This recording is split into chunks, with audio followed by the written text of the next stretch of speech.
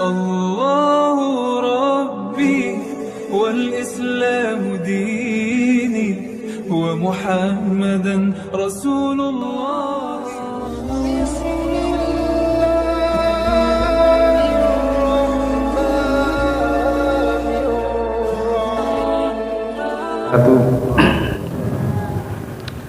Innal hamdalillah nahmaduhu wa nasta'inuhu wa nastaghfiruhu wa nastahdihi wa na'udzu billahi min shururi anfusina wa min sayyiati a'malina may yahdihillahu fala mudilla lahu wa may yudlil fala hadiya lahu wa asyhadu an la ilaha illallah wahdahu la syarika lah wa asyhadu anna Muhammadan abduhu wa rasuluh.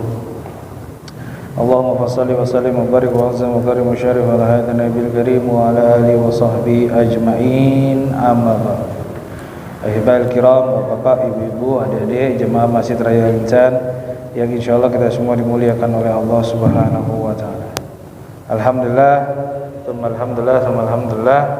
Pada hari ini kita kembali bermuajahah untuk silaturahmi dan juga untuk kembali berdiskusi terkait dengan kitab kita, kitab Nashihul Ibad. Yang alhamdulillah pada malam hari ini kita di makalah yang ke-26. Makalah ke-26 halaman 124 halaman 124. Tapi seperti biasa Bapak Ibu jemaah sekalian, sebelum kita mulai marilah kita kirimkan Al-Fatihah terutama kepada sanak famili kita, keluarga kita, orang tua kita, anak kita, istri kita, suami kita, orang yang pernah berbuat baik atau orang yang pernah berbuat tidak baik dalam kehidupan kita, guru-guru kita dari tingkat TK, SD, SMP, SMA, kuliah. Jika mereka pada hari ini dalam keadaan sehat, agar Allah Subhanahu wa taala memberikan kesehatan kepada kita dan mereka. Jika mereka dalam keadaan sakit, agar Allah Subhanahu wa taala menyembuhkan segala penyakit kita dan penyakit mereka.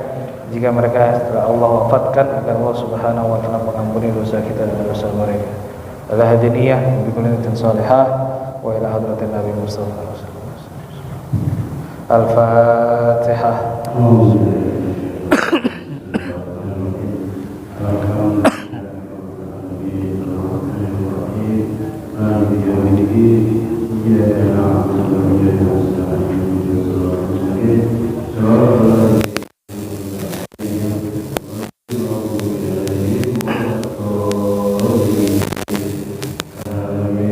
Al-Fatihah yang selanjutnya kita bacakan wabil khusus untuk diri kita yang jika hari ini, minggu ini, bulan ini, tahun ini sedang memiliki usaha agar Allah Subhanahu wa taala melancarkan urusan dunia akhirat kita. Al-hadiniyah wa bi kullatin salihah wa la berterus.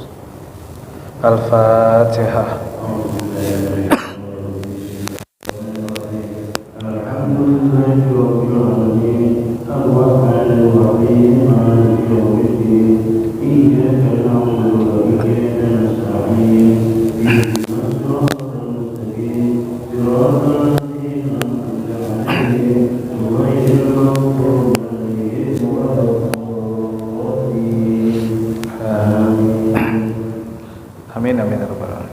Tapi Bapak-bapak, Ibu-ibu, marilah sama-sama kita mulai forum ini dengan sama-sama membaca Al-Basmalah.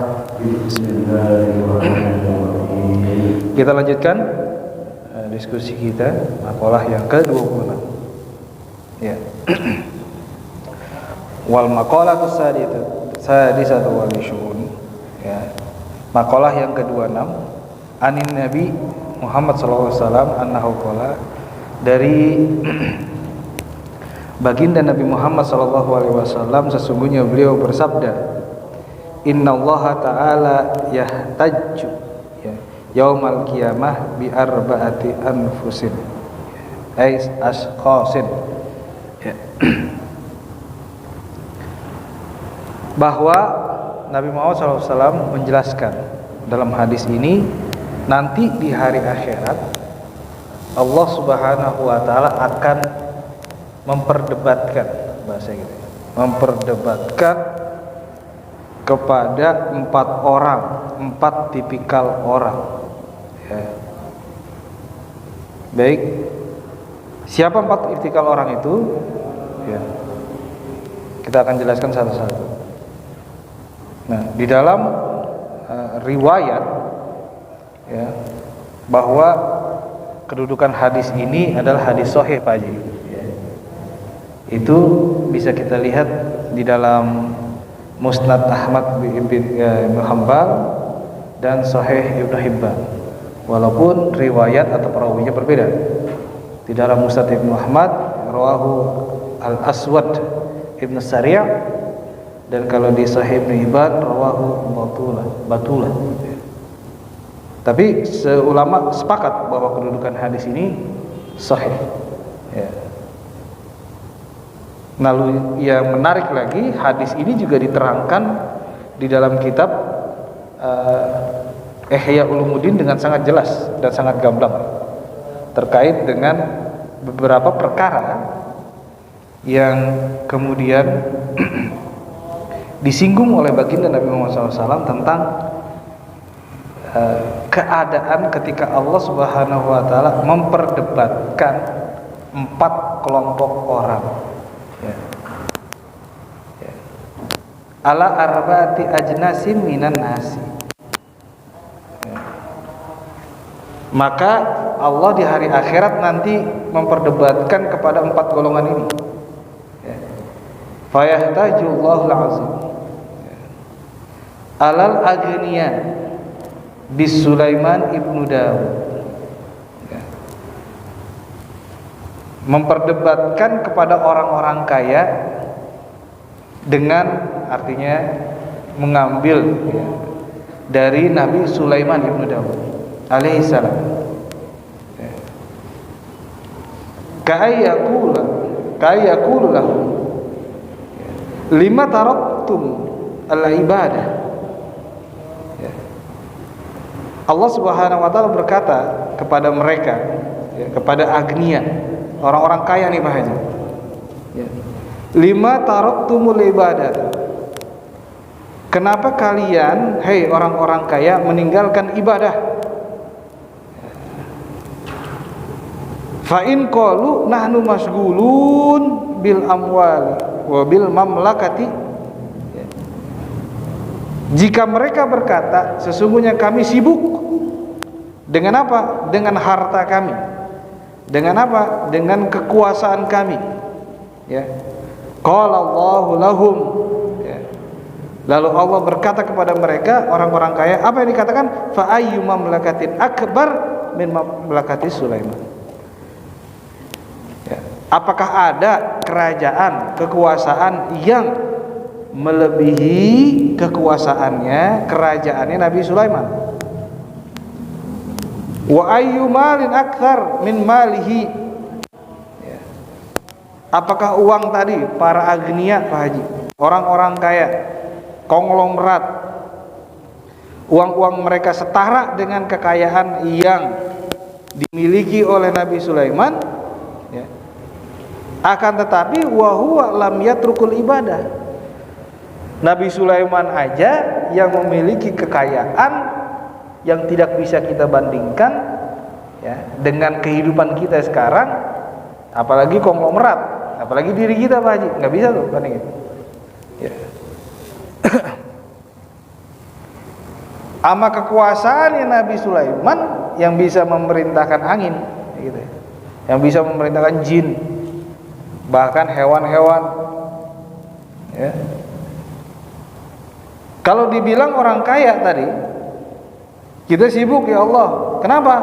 Karena kita banyak harta. Kita sibuk ngurus perusahaan. Kita sibuk ngurus harta kita. Ya. Sibuk juga ya Allah. Kenapa? Karena saya punya kekuasaan. Karena saya punya jabatan. Karena saya punya pengaruh dalam masyarakat. Allah singgung tuh, Allah debatin. Ya, coba kita bandingin. Kekuasaan ente sama nggak dengan kekuasaan Nabi Sulaiman? Enggak sama, kecil. Harta ente banyak enggak? Apakah sebanding dengan hartanya Nabi Sulaiman? Enggak aja. Ya. Tapi anehnya, wa huwa lam yatrukul ibadah. Nabi Sulaiman enggak pernah ninggalin ibadah. Berarti kalau ada orang, mohon maaf nih, ada orang kaya konglomerat ninggalin ibadah karena dia sibuk ngurusin duitnya, ngurusin hartanya, ngurusin kekuasaannya, perusahaannya, sahamnya dan sebagainya, ini udah siap-siap nanti dia akan didebatin sama Allah, akan dibandingkan dengan Nabi Sulaiman. Nabi Sulaiman diberikan kekuasaan oleh Allah, diberikan harta oleh Allah yang tidak pernah diberikan kepada orang setelahnya. Itu dalam Al-Quran disebutkan ya. Tidak akan pernah ada lagi manusia diberikan kekuasaan seperti halnya Nabi Sulaiman. Tetapi Nabi Sulaiman gak ninggalin ibadah. Nah, kalau ada orang kaya tadi ya, konglomerat yang ninggalin ibadah, ninggalin sholat, berarti apa nih? Berarti besar, mungkin lebih besar Pak Haji hartanya daripada Nabi Sulaiman mungkin. Yang pertama tadi. Yang kedua, yahtajullah ta'ala alal abid bi Yusuf ya. Lalu Allah memperdebatkan kepada abid ya, pada hamba dengan Nabi Yusuf ya. Kayakul lahum lima taraktumul ibadah.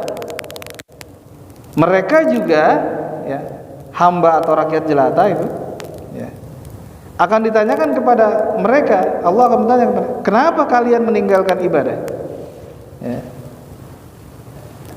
Ya. Kalau mereka berkata fa in qalu nahnu masgulun bi khidmati sadatina, ya Allah kami meninggalkan ibadah karena kami sibuk ngurusin ketua RT, ngurusin lurah, ngurusin camat, ngurusin presiden. Bi khidmati sadatina, dengan khidmah apa? Dengan services kepada ketua kami, pemimpin kami. Qala Allah lahum ya, abdi Yusuf ya. Coba lihat hambaku yang bernama Yusuf tahta azizil Masr wa imratu wa huwa lam yatrukul ibadah. Coba lihat Nabi Yusuf alaihissalam khidmah kepada apa? Azizil Masr ya, kepada pemimpin di Mesir bahasa itu. Tetapi Nabi Yusuf walam yatrukul ibadah, saking masgulnya, saking sibuknya Nabi Yusuf, tetap Nabi Yusuf tidak meninggalkan ibadah ya. Nanti akan ditanyakan Pak Haji ya, kalau kita bawahan ditanyain, kenapa ente nggak sholat? Kata Allah, sibuk ya Allah, karena ngurusin pimpinan kita, ngurusin apa namanya atasan kita. Ya Nabi Yusuf lebih dari ente, tapi dia nggak pernah ninggalin sholat ya. Yang selanjutnya, yang ketiga, Allah akan memperdebatkan siapa? Yahtajullah ta'ala alal mardha bi Ayyub, kepada orang-orang yang sakit dibandingkan kepada Nabi Ayub alaihissalam. Kayaqulullah lahum, Allah seraya berkata kepada mereka, kenapa kalian orang-orang yang sakit ninggalin ibadah?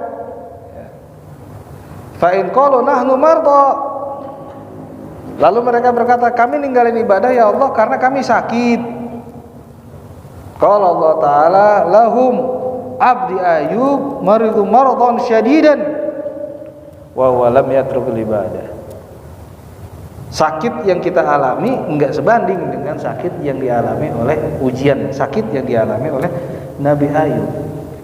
Tetapi Allah bilang dalam hal ini Nabi Ayub alaihissalam tidak meninggalkan ibadah.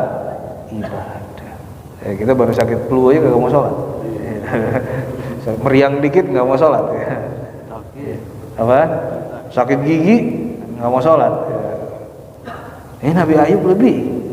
Nah ingat Pak Haji, nanti kita akan ditanyain tuh, akan didebatin sama Allah. Kenapa ente gak ibadah? Sakit gigi ya Allah. Sakit gigi. Gitu Pak. Kenapa ente gak sakit? Apa nggak ibadah?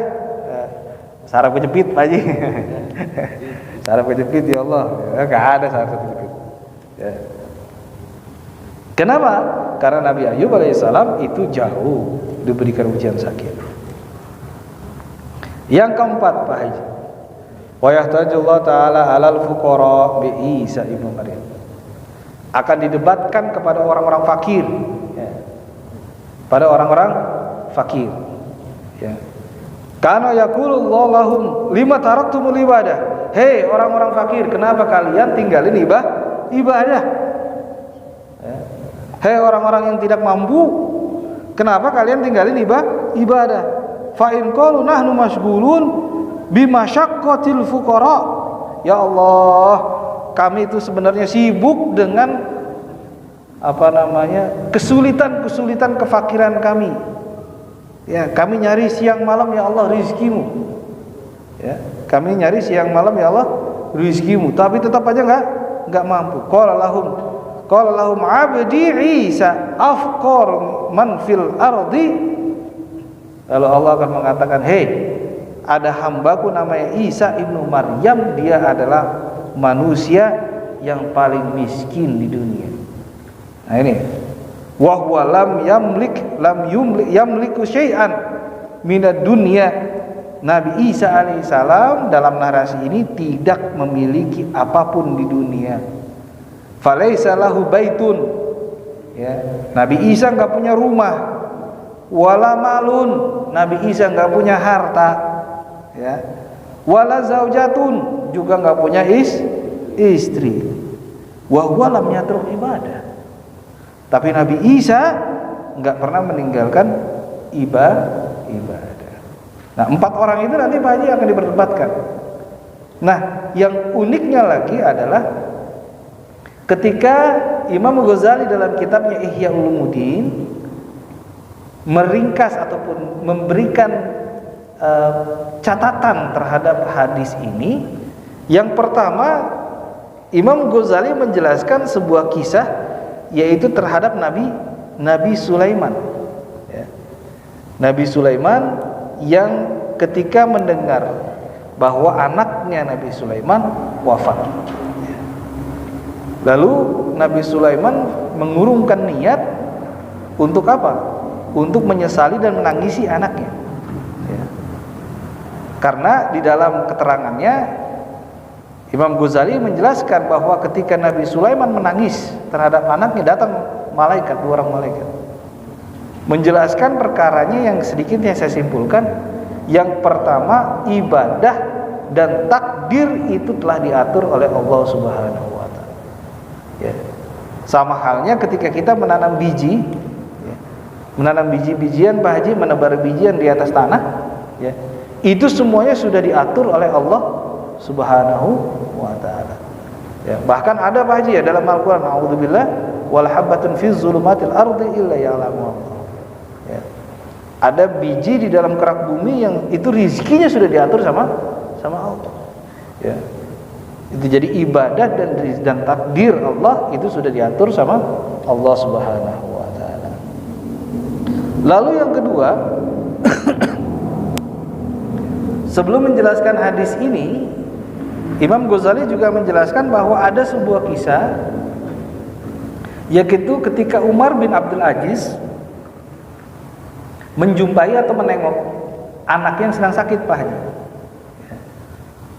Umar bin Abdul Aziz berkata bahwasanya, "Wahai anakku, saya ingin timbangan aku berat di aku dan tidak berat di kamu." Artinya apa? Artinya, wahai anakku, aku ikhlas terhadap apa yang telah menimpa dirimu dan apapun keputusan yang akan terjadi kepadamu. Karena anaknya sudah sakit keras. Di dalam hal ini Imam Ghazali menjelaskan bahwasanya ada unsur keikhlasan itu adalah kebaikan dari Allah Subhanahu wa taala. Ya. Yang selanjutnya ada kisah lagi, 3 kisah setidaknya, banyak. Lalu ada Ibnu Abbas yang ketika mendengar putrinya meninggal, ya.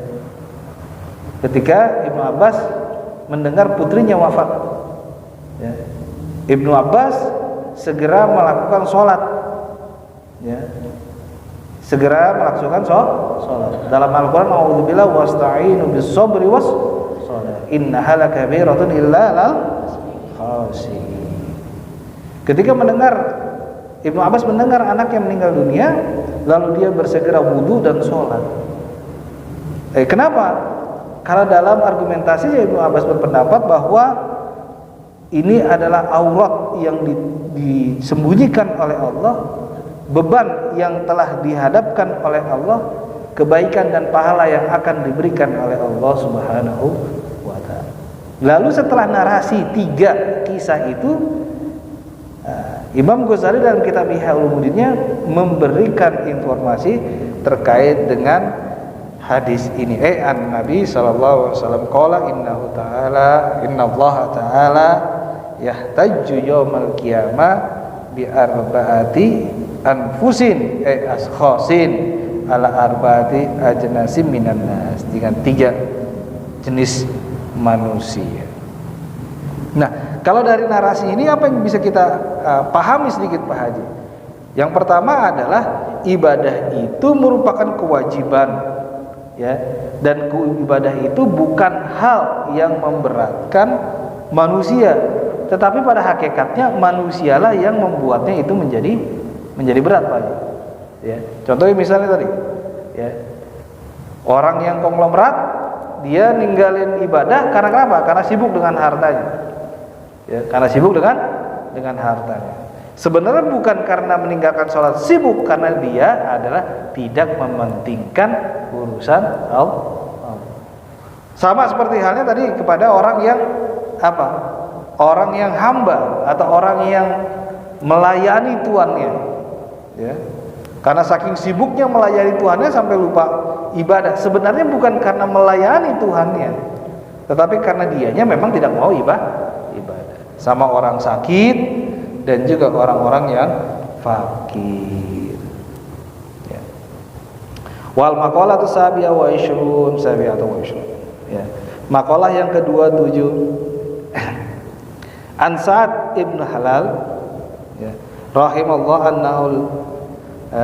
annal abda idza adznaba sara dza jambin, ya, minallahi ta'ala an'ama alaihi arba'i khisalin. Ya. Ketika hamba Allah, seorang hamba itu melakukan dosa atau berbuat dosa kepada Allah, alaihi, maka kepadanya bi arba'i khisalin, 3 perkara. Ya. La yahjubu anhu rizq. Pak Haji, ini karena memang Allah ya Rahman ya Rahim, ya. Allah Maha Pengasih dan Maha Penyayang, ya. Bahwa ketika seorang hamba manusia melakukan dosa kepada Allah, la yahjubu anhu rizq, la yamna'uhu minar rizki. Allah tetap berikan rizki, Pak. Nah, ini dalam kitab tafsir Ibnu Arabi Rahmatan minar Rahman fi tafsir wa isyaratul Quran, bahwa sifat Rahman dan Rahimnya Allah itu terletak pada 2 perkara yang berbeda. Maha Pengasih lagi Maha Penyayang. Dalam kitab Rahmatan minar Rahman fi tafsir wa isyaratul Quran, Ar-Rahman itu Maha Pengasih, siapapun dikasih, Pak. Ya, mau dia muslim, dia non muslim dikasih. Mau dia sholat, dia nggak sholat dikasih, ya, rezeki. Mau dia berdosa, banyak dosanya, tidak berdosa, maka tetap dikasih. Nah, ini jelas nih. La ya'jubu anhu ar-rizq. Ya. Tidak dihijab, tidak dilarang, tidak dibatasi rizkinya Allah, walaupun mereka melakukan dosa. Yang pertama, yang kedua, la ya'jubu anhu sihah. Tidak dibatasi Pak Haji sihah, kesehatan, ya. Tidak dibatasi atau tidak dihalangi kesehatan bagi hamba itu walaupun dia berbuat dosa, Pak. Ya, maka kata Sayyidina Ali Ibnu Abi Thalib, ya, kesehatan itu adalah nikmat yang paling kecil. Nikmat yang besar apa, Haji? Yaitu nikmat iman. Ketika manusia berbuat dosa, maka layah ju'anhu as-sihat. Ya. Tidak dibatasi kesehatan mereka. Kalau Allah mau ya batasi aja. Ya. Yang banyak dosanya kesehatannya dikurangin, tapi tidak. Ya. Wala yuziru alaihi dzub bal yastur. Ya. Ketika manusia berbuat dosa itu tidak ada dinampakkan itu terhadap dosa-dosanya, Pak. Bahkan ditutupi oleh Allah. Ya. Ditutupi oleh Allah. Bahkan saya pernah baca sebuah namanya sebuah narasi dalam kitab kuning bahwa kalau kita diperlihatkan Pak Haji dosa kita ya, atau kita bisa melihat dosa kita, sesungguhnya kita nggak akan sanggup untuk tidak mengeluarkan air mata. Nah, itu dosa kita itu hilang, artinya hilang tidak terlihat ya, bahkan dosa besar segala macam tidak terlihat. Nah yang keempat Pak Haji, wala yu'aqibuhu ajilan fi saatil hadirah bal yumlikuhu wala yumlik ya. Kalau dia tetap berbuat dosa, tidak disiksa oleh Allah secara kontan Pak ya. Nah ini ada sebuah kisah wahakaan Adam alaihissalam ya. Dikisahkan ada sebuah kisah Nabi Adam alaihissalam pernah berkata, Inna Allah a'ta ummata Muhammad arba'a karamatin ma'a'ataniha ya. Sesungguhnya Allah subhanahu wa ta'ala memberikan umatnya baginda Nabi Muhammad 4 karamah yang aku sendiri tidak diberikan itu ya. Makhluk pertama yang diciptakan, manusia pertama diciptakan oleh Allah tidak diberikan itu, tapi kita sebagai umatnya baginda Nabi Muhammad ini diberikan karamah itu ya. Ihdaha qabulu taubati ya. Yang pertama adalah aku memiliki fase untuk diampuni dosa itu lama ya.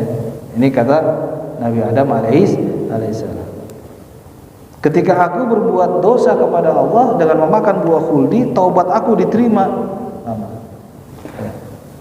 Tetapi karena di Makkah umat Muhammad yatubuna fi kulli makanin fayaqbalu taubat ya. Tetapi ketika di Mekah umatnya baginda Nabi Muhammad yatubuna, mereka berbondong-bondong untuk bertobat fi kulli makanin, di setiap penjuru negeri, fayaqbalu, apa yang dilakukan oleh Allah, maka Allah mengampuni taubat mereka ya. Artinya apa? Kalau kita bertobat, kita punya salah, kapanpun dimanapun Allah akan ampuni. Tapi itu tidak diberikan kepada Nabi Adam alaihissalam. Karena kenapa? Karena Nabi Adam alaihissalam butuh waktu untuk diampuni oleh Allah subhanahu wa ta'ala. Wa thaniyah anni kuntu labisan ya. Aku ketika melanggar dosa atau berbuat dosa kepada Allah, aku dibuat tidak berpakaian ya. Falamma asaitu ja'alani uryanan, ketika aku berbuat dosa ya, dengan memakan buah huldi, maka Allah menjadikan aku dan menanggalkan pakaian aku sehingga aku menjadi uryan, sebenarnya menjadi orang yang tidak berpakaian. Wa ummat Muhammad ya'suna aurat fayalbisuna. Akan tetapi umatnya baginda Nabi Muhammad, kalau ada yang berdosa itu auratnya tidak terbuka, tetap mereka menggunakan pakaian. Yang ketiga, lamma asaitu faraqa baini wa baina imraati, ketika aku berdosa di hadapan Allah makan buah khuldi, maka pada saat itu juga Allah ya memisahkan aku dengan istriku. Wa umat Muhammad ya'sun Allah ya. Ketika umatnya baginda Nabi Muhammad SAW bermaksiat kepada Allah, la yafruq bainahum wa baina azwaj, maka suami dan istri itu tidak dipisahkan ya. Nabi Adam berbuat dosa sekali, salah sekali bahasanya gitu ya, di hadapan Allah sehingga Allah murka, tapi tetap ya dipisahkan antara Nabi Adam dengan Siti Hawa. Tapi umatnya baginda Nabi Muhammad itu tidak. Warabiah anni asaitu fil jannah fa akhrajani minha, ketika aku bermaksiat kepada Allah, berbuat dosa kepada Allah di surga, maka aku dikeluarkan darinya. Wa ummat Muhammad ya'sun Allah, dan umatnya baginda Nabi Muhammad mereka bermaksiat kepada Allah, kharajal jannah fayadkhulun fiha idza tabu. Mereka keluar dari surga, maka Allah masukin lagi ke dalam surga ketika mereka bertaubat. Ya. Baik, Pak Haji, mungkin itu yang bisa kita sampaikan. Selanjutnya di tanya jawab. Kami persilakan.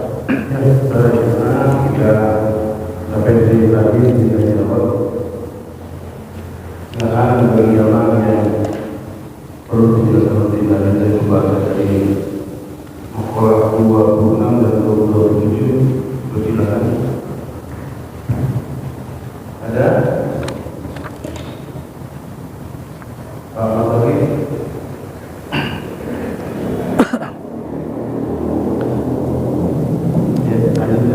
Baik, kalau tidak ada yang bertanya dari makalah kedua makalah ini, maka apa yang bisa kita simpulkan dari makalah yang 26 dan 27? Yang pertama, di dalam makalah 26 ya, ketika hadis baginda Nabi Muhammad SAW yang itu dijelaskan dan dinyatakan sahih oleh para ulama ya, kalau kita takhrijul hadis ya, ini ada beberapa komponen. Yang pertama, sebenarnya Allah mengkritik manusia yang merasa dia adalah orang yang kaya di muka bumi ini ya, dan merasa kekayaannya itu mampu melakukan apapun di muka bumi, bahkan kekuasaannya mampu melakukan apapun, sehingga dengan kekayaan dan kekuasaannya merasa ibadah itu tidak perlu. Nah, orang yang seperti ini Pak Haji akan dimintai dan diperdebatkan oleh Allah, dibandingkan oleh Allah. Yuk coba tengok kekayaan kamu, bandingkan dengan kekayaan Nabi Sulaiman. Kekuasaan kamu bandingkan dengan kekuasaan Nabi Sulaiman. Sebanding atau tidak? Kalau tidak sebanding ya, maka kecelakaanlah bagi orang-orang yang kaya. Kenapa? Karena Nabi Sulaiman alaihissalam dengan kekuasaan yang begitu dahsyat, dengan kekayaan yang begitu dahsyat, tetap mengerjakan ibadah. Yang kedua, kepada orang yang loyal terhadap pimpinan atau abid atau hamba ya, dibandingkannya dengan Nabi Yusuf. Kenapa? Ketika mereka ditanya tidak sholat, tidak ibadah, kenapa? Karena kami sibuk melayani pimpinan kami. Oh enggak, Nabi Yusuf jauh lebih sibuk karena dia melayani Azizul Masr, seorang pemimpin di Mesir. Nah, yang selanjutnya alal marda. Kita sakit Pak Haji, alasan sakit kita tidak ibadah. Sebenarnya sakit kita itu tidak sebanding dengan sakitnya Nabi Ayub alaihissalam. Dan juga alal fuqara, kepada orang yang tidak mampu. Ketika dinyatakan tidak ibadah, kenapa? Karena kami sibuk ya Allah mencari rizkimu ya Allah ya, agar kami bisa menyambung hidup. Tetapi jika dibandingkan dengan Nabi Isa alaihissalam, maka kefakiran kita tidak sebanding. Nah, poinnya adalah Pak Haji, dari 4 kelompok orang ini, maka tidak ada alasan bagi kita untuk meninggalkan ibadah. Seperti halnya dalam kitab Ihya Ulumuddin ya, Imam Ghazali menjelaskan ada 3 kelompok ya, manusia, 3 kisah manusia yang Allah pernah berikan kepada kita untuk dijadikan ibrah. Kenapa? Karena ibadah dan takdir itu milik Allah Subhanahu wa taala, dan karena kita tidak bisa juga memastikan, tetapi kita wajib untuk berusaha. Segala macam ujian itu semuanya dari Allah Subhanahu wa taala, dan tentu ketika Allah memberikan ujian, maka akan ada 2 orang seperti halnya Utsman bin Abdul Aziz atau Ibnu Abbas. Dia menerima takdir Allah atau dia menolak sehingga mendatangkan murkanya Allah dengan takdir tadi. Baik takdir bentuknya sakit, baik takdir bentuknya kemiskinan. Nah, kalau 2 hal itu kita jadikan alasan untuk meninggalkan ibadah, maka sudah pasti apa? Sudah pasti dijelaskan dalam makalah selanjutnya, yang ke-27 bahwa kita berbuat dosa atau maksiat kepada Allah. Ya. Maksiat kepada Allah. Akan tetapi Pak Haji, dalam narasi ini umatnya baginda Nabi Muhammad tetapi tidak menutup kepada umatnya orang muslim saja. Arti umat manusia setelah zamannya baginda Nabi Muhammad itu ketika mereka berbuat dosa maksiat kepada Allah, Allah tidak larang, tidak batasi kesehatan, tidak batasi rizki, tidak batasi pakaian, dan tidak diadab secara kontan, secara pasti. Ya, tapi ada fasenya. Nah, itu pun narasi yang kita bisa dapat simpulkan seperti halnya beberapa hikayah dari kisah Nabi Adam alaihissalam yang semuanya diberikan kontan oleh Allah Subhanahu wa taala. Baik Bapak Ibu, mungkin ini yang bisa kita diskusikan pada malam hari ini. Yakinlah dan percayalah bahwa semua ujian di muka bumi ini adalah semuanya ujian, baik yang kaya ataupun yang sakit, yang miskin, artinya yang fuqara, dan juga orang yang hidup sebagai pelayan untuk melayani pimpinan dan sebagainya. Semua itu adalah ibadah, dan yakinlah ketika ibadah dan takdir itu dimiliki oleh Allah Subhanahu wa taala, seperti halnya kisah yang diutarakan oleh Imam Ghazali dalam kitab Ihya Ulumuddin. Bapak Ibu yang saya hormati, sebelum kita tutup, marilah kita bacakan Al-Fatihah, terutama untuk diri kita, muhsinin muhsinat, dan juga para pengurus masjid di seluruh dunia, dan juga adik-adik kita, agar Allah Subhanahu wa taala memberikan keberkahan, kemuliaan bagi kita dan mereka. Al-hadiniyah min sholihah. Al-Fatihah.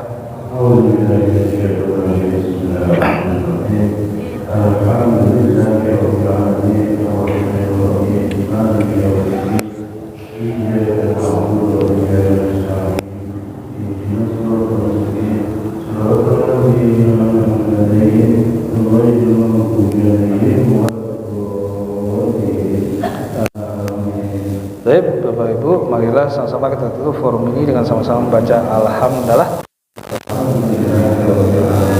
Wallahu muwaffiq ila thoriq, sama-sama